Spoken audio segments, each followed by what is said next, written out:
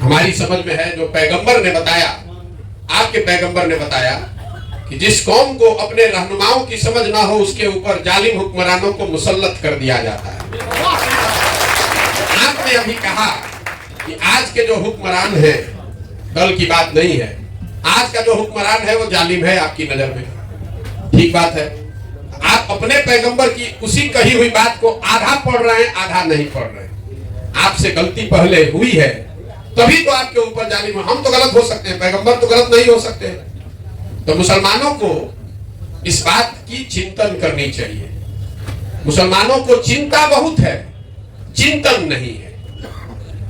आपने कहा कि हम अपनी सुरक्षा के नाम पर वोट देते हैं लालू जी को, लेकिन उसी सुरक्षा के नाम पर जब आप किसी अपराधी को वोट दे देते हैं तो वही अपराधी जाकर हिंदू समाज में भी तो किसी को मारता है, तो हिंदू समाज को भी तो अपने सुरक्षा का उतना ही हक है, इसीलिए वो भाजपा को वोट देता है। तो सामंजस्य तब बनेगा जो बात गांधी ने बताई कि जब मुसलमानों की सुरक्षा और हिफाजत की चिंता हिंदू करेगा और हिंदू की सुरक्षा की चिंता मुसलमान करेगा, तब न बात बनेगी। अभी तो आप अपनी सुरक्षा में लगे हुए कि कोई बन जाए, भाजपा नहीं बने, चाहे वो क्रिमिनल बन जाए। जब वो क्रिमिनल बन के आता है जीत कर आपके वोट से, मुसलमानों के वोट से जब क्रिमिनल अपराधी जीत कर आता है तो समाज में ये बात होती है, देखिए सब मुसलमान किसको जिता दिया है, हमको आके मार रहा है, तब तो आप उसको बचाने नहीं जाते। इसीलिए वो हिंदू मुस्लिम पोलराइजेशन होता है। आपको अपने सुरक्षा का चिंता है, अपने हिंदू भाइयों की सुरक्षा का चिंता भी नहीं है। तो हिंदू भाई भी आपकी सुरक्षा का चिंता छोड़ दिया है, चलो भाई भाजपा आने दो, हम लोग अपना जान तो बच रहा है। जब तक आप इस सोच से बाहर नहीं निकलेंगे तब तक भला होने वाला नहीं। तो आप अपने रहनुमाओं की समझ ठीक बनाइए। जिसको आप रहनुमा समझ रहे हैं उससे आपका सुरक्षा नहीं हो रहा है, सुरक्षा दंगे से आपकी हो रही है, लेकिन आपके बच्चे कुपोषण से मर रहे हैं, आपकी महिलाएं प्रसव के दौरान व्यवस्था नहीं होने से मर रही है।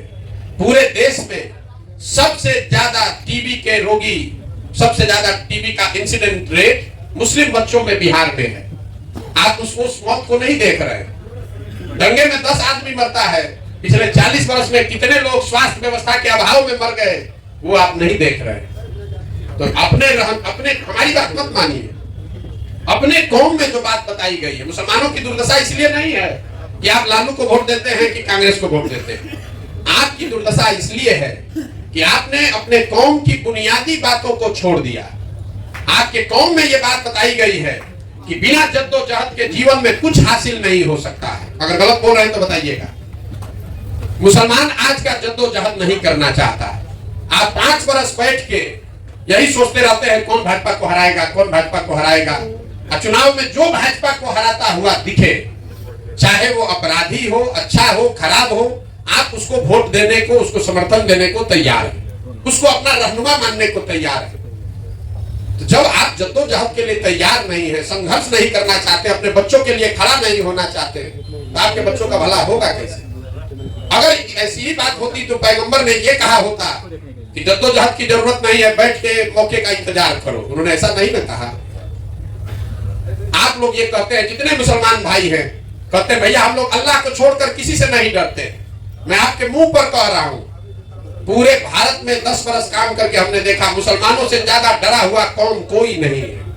आपको भाजपा का इतना डर है कि आप किसी उस डर को दिमाग से निकालिएगा, आधी समस्या उसी दिन खत्म हो जाएगी।